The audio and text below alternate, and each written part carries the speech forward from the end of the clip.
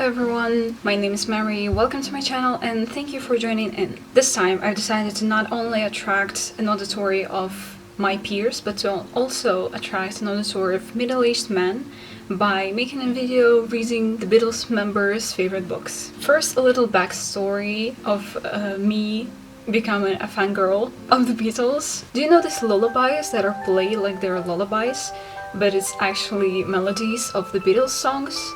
Well, I was raised on them, so I guess it was my destiny to become the Beatles fan. And you know what? It worked. You should have seen me in elementary school. I could not shut my mouth about them. I was constantly recommending their songs, talking about them, talking about some fun facts that I've heard from my dad. Just 24/7, I was going, did you know that Paul is actually left-handed? So he's playing bass, not like all people play, but with other hands. And maybe with years I've become a little more calm about this, but I'm still a big fan of Beatles.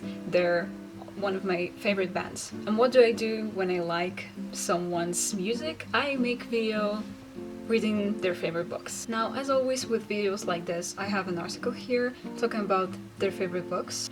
1 second. And it says here, Lennon's fondness for Lewis Carroll is well known. He also liked Edgar Allan Poe, Oscar Wilde, etc, etc. So when I read that he liked Edgar Allan Poe, I was like, me too. So I guess for John, I will pick some of the short stories by Edgar Allan Poe. Next for Paul, we have his tweet saying, my favorite book is Nicholas Nickleby by Charles Dickens. But you know what, I don't have that much time, so if we scroll a little bit down, it says here, I think we can be pretty sure that McCartney liked the Beat Poets because he collaborated with Allen Ginsberg on a musical adaptation of his poem The Ballad of the Skeletons. So I was pretty surprised to know that. I never heard about this fact. That's pretty interesting. And I haven't read anything by Allen Ginsberg, but I've watched a film that I think many people know. It's called Kill Your Darlings, with Daniel Radcliffe playing the main parts of Allen Ginsberg. It's one of the films that are considered to be like ultimate dark academia movies. So of course I had to watch it, and I was pretty shocked with the story that it was telling, because it's weird that something like this happened to real people and it's not someone's like fantasy. So I was pretty interested in reading some of his works anyway, and since Paul likes him, I guess I will search for a couple of his poems, even though I don't like poetry. Okay, we'll give him a chance. Next, for George, we have one of Harrison's favorite books was Jerzy Kosinski's Being There. So I chose this one for George. But of course, nothing could go that well for me because, as far as I can tell, nobody has seen fit to ask Ringo Starr what his favorite books are. Now, as much as it's sad to, and I hate to not choose any books for Ringo, I guess I don't have any choice. And it's really sad because I don't want anyone to feel left out. But I guess that's the way it goes. So, without further ado, let's get started.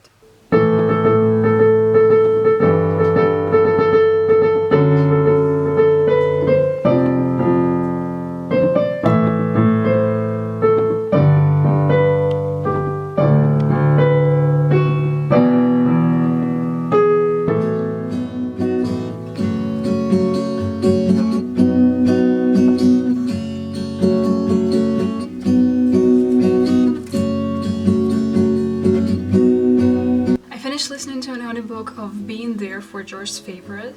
It was pretty short, only 3 hours. What can I say about it? Probably that it's exactly what I thought George's favorite book would be. It's very much about like life and people and nature. The main character's name is Chance, which right from the start gives you the vibe. Chance is also a gardener, and that's everything he ever did.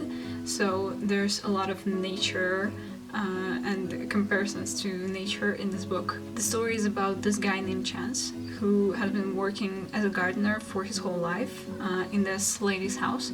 And one day when he comes to his work, there's people there who tell him that this lady is dead. Well, he tells them that he was a gardener here for his whole life, he doesn't know what to do. They're like, okay, we'll check this just real quick, just tell us your name. He's like, my name is Chance. They're like, okay, give us some sort of identification. He's like, I don't have like a passport or ID. They're like, okay, give us a medical card or like at least something that has your name on it. He says, I don't have any papers of the sort. And he says, I'm right here. I am Chance, and I am telling you that I've been a gardener here for my whole life. Is that not enough, like, to prove that I am myself? So right from the start, as I said, you give this idea of like how all people need now is papers and some sort of proof. So Chance, having nothing better to do, just goes away, and he gets hit by a car, but it's okay. He's just a little bit injured, and the lady who was in the car feels sorry about it. So she takes him to her house to help him recover.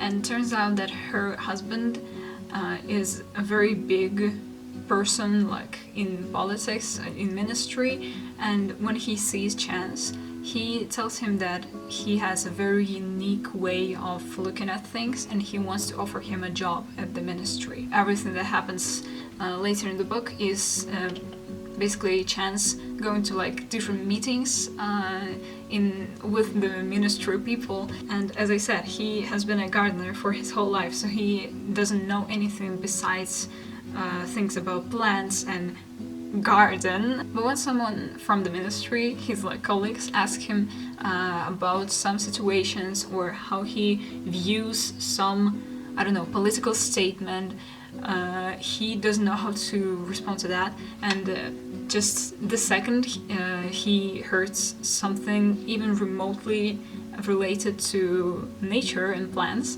he starts talking about it, and people around him think that he uses that as some sort of a metaphor, comparing gardening to real life situations, and they think that he's so profound and deep when he's actually only talking about plants. He doesn't mean anything besides that, because that's all he knows. So yeah, it was an interesting book, I would say. I liked it.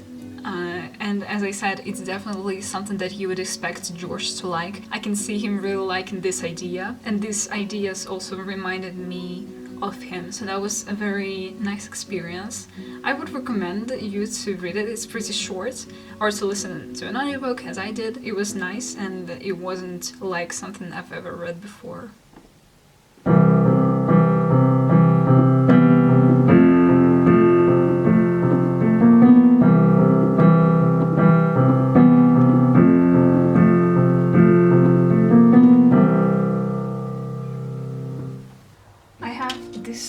Glasses that I really like to wear, but when I wear them, everyone compares me to like some characters who wear round glasses, but no one compares me to John Lennon, so I'm actually kind of offended. For John, I've read 3 short stories by Edgar Allan Poe, which are A Novel Portrait, Black Cat, and also Purloined Letter. If I were to rank them, the first would probably be A Novel Portrait, then Purloined Letter, and then The Black Cat. The stories are so short that you can't really talk about them without giving away what they're about.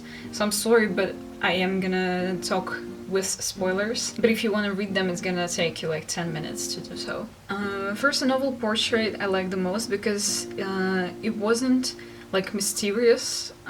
It was basically about a guy, an artist, who was painting a portrait of his loved woman. And the more realistic the portrait was becoming, the weaker the lady was becoming, because she was sitting there posing for weeks and weeks without eating, without sleeping, etc. And the story ends with the words of the painter: "This is indeed life itself. Turns suddenly to regard his beloved. She was dead." I like this one the most because it just shows how carried away you can be with your passion. Purloined. So it is purloined, okay. The Purloined Letter is actually a detective, which I didn't know that he writes detectives. Apparently he does. I didn't really like this one because, okay, well, it's a story about a thief who took a letter from a lady, and he was blackmailing her being like, if you don't want everyone to know what's in this letter, then give me the money. They knew who stole it, and when police was searching for every nook and cranny of his house, they couldn't see this letter, they couldn't find it. But when this detective came to his house, he found it, and basically the twist is that he folded this letter and wrote something else on it to make it look like it's another letter, but actually it was the one that they were searching for. I didn't like it because like the twist wasn't really that good. Yeah, watch me criticize literally Edgar Allan Poe. I'm not gonna go too hard on him because it was like a 10-page detective and you can't make it too interesting while also making it that short.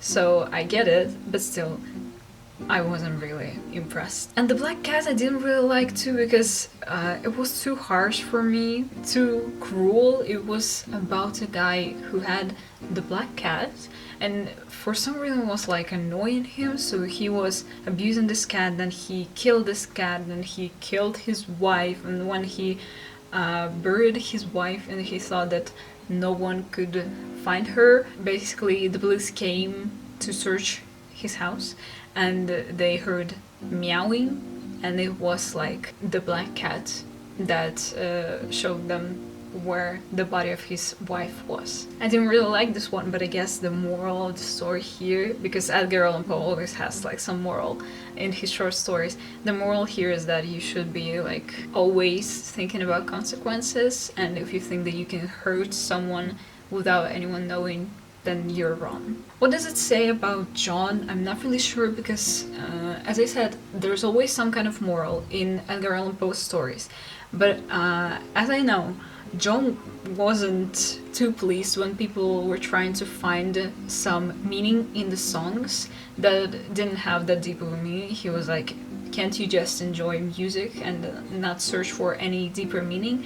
And that's why he wrote the song I'm the Walrus, if I'm not mistaken. So maybe the answer is that John was a little goth at heart too, a little emo. Maybe it's as simple as that.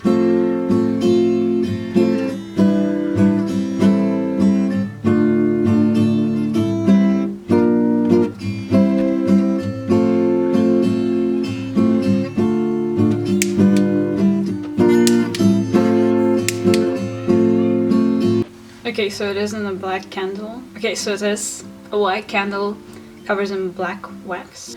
Will the lies ever stop for Paul? I've read Hall and Other Poems by Allen Ginsberg, and today is not the day, folks. Today is not the day that I fall in love with poetry. I still don't get it. I liked a poem called Sunflower Sutra. I'm not gonna read it out loud because it's quite long, but this was the one that I liked the most out of all of them. What I noticed is that Allen Ginsberg likes to write about politic stuff.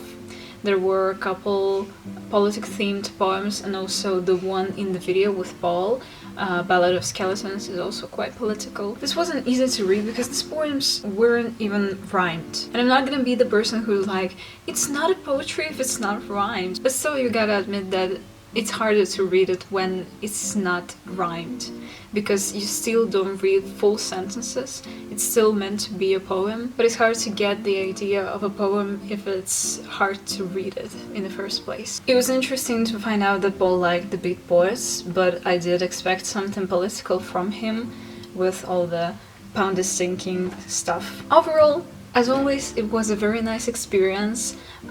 Some of the things that I've read for this video are nothing like I've ever read before, so it was very beneficial to not only know a little bit more about one of my favorite music bands, but to also get out of my own comfort zone. Out of the 3 books that I've read for this video, I would probably recommend you being there the most, just because it's so unique. And that was it. Thank you very much for watching. You can follow me on Goodreads if you want. You can follow my Instagram account where I post my drawings if you want. You can follow me here if you also want to. And I hope we meet each other next time. Goodbye.